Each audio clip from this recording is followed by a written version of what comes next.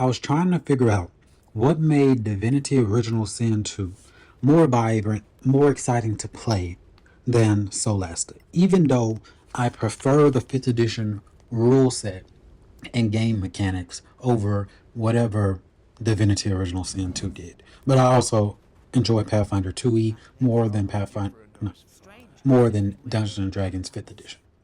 And of course, I like Aetherbound most of all because that's what I'm working on. And I came to the conclusion that it is probably the way environmental effects work and how elemental abilities actually affect characters. For example, if a character becomes wet in Divinity Original Sin 2, then it's easier to freeze them, and then they can become stunned more easily, and it just makes sense. Like, things build off of each other. And then after watching a YouTube video of someone playing BG3, I discovered, because I haven't played it yet, that they brought that over to Baldur's Gate 3, which I need to see how they implement it, but I think I know how I'm going to implement it with Aetherbound. For example, the chilled condition, it could have different steps, similar to how there's different values for like the frightened and sickened condition in Pathfinder 2e.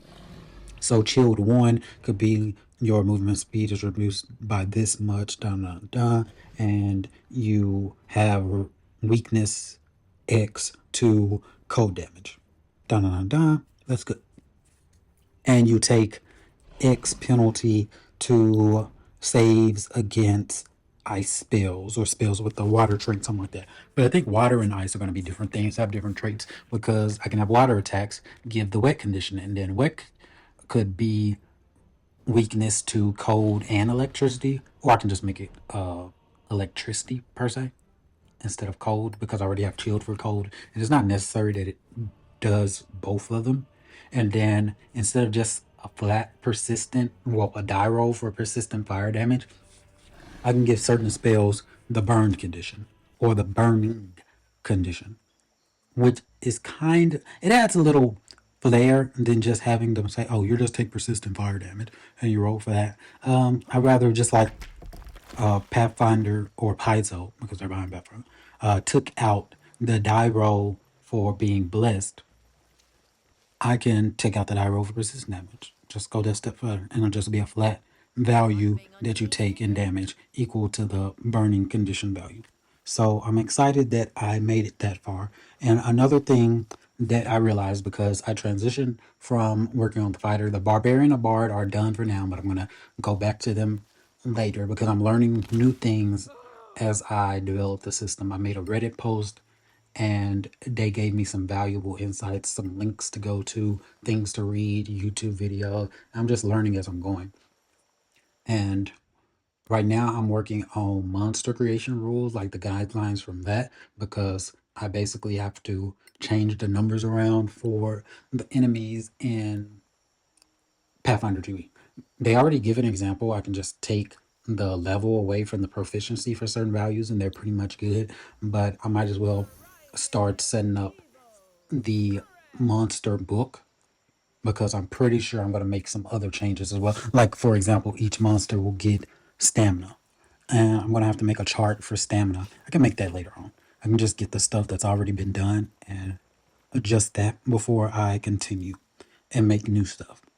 That's another recommendation people say, because there's nothing new under the sun. There's many RPGs that will probably never play. And I'm not just talking about D20 systems. There are systems that, rules like systems that might not use dice, things like that. And I'm not going to play every system under the rainbow, but I am going to definitely check out Call of Cthulhu for their sanity system, Vampire Masquerade's Bloodlines for their hunger system, because I have a feeling that I'm going to implement something like that when I make a vampire playable race and make the tools, and I'll reveal them later on whenever I get to them. Right now I'm just getting the core fantasy stuff, like the elves, dwarves, humans, quote unquote half elves, but I'm just going to be all like, in the versatile heritage section they can just choose another race, and then hey, you count as both of them. So instead of taking, so like have Pathfinder 2 is, you could take a versatile heritage. I'm going to be all like, hey, every character gets a versatile heritage, quote unquote, and you can choose another race as another heritage from a different race if you want to be half of whatever.